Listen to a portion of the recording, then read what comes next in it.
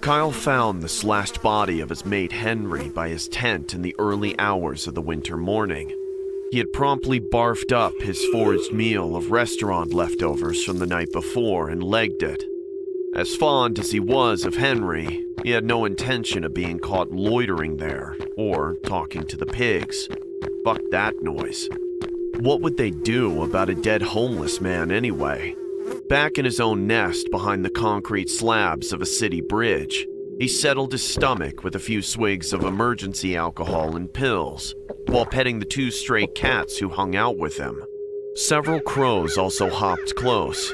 They knew Kyle, an expert forager, often had nice restaurant food, and were mildly disappointed when he produced nothing for them, but they didn't leave him alone. If Kyle listened to the local news or joined the clusters of men huddled outside any of the city shelters, he would have known that there was a killer on the loose, targeting homeless men. But Kyle was that rare, genuinely solitary individual who had dropped out onto the margins of society as much by his own desire as through misfortune and cruel policies.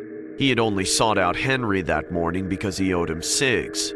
Generally, he far more preferred the company of cats and crows to his fellow men. And now, the comforting purr of the cats and the friendly knowing sideways glint in the crow's eyes gave him solace, and with the alcohol and drugs warming his blood, he fell asleep in his nest of rags, hidden from view by the heavy concrete slabs.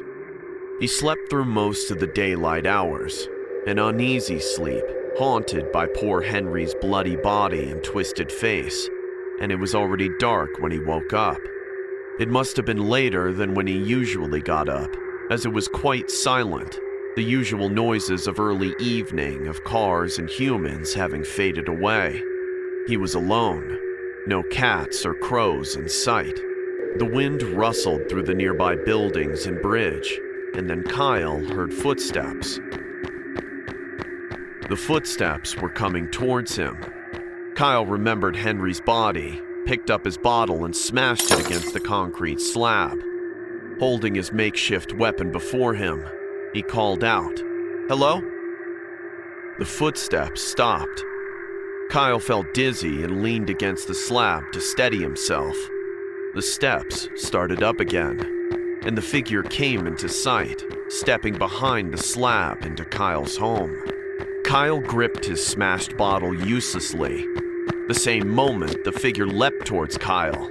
The cats and crows attacked. The assailant yelped in surprise, but didn't drop his knife. One of the cats fell to the ground, bleeding and howling.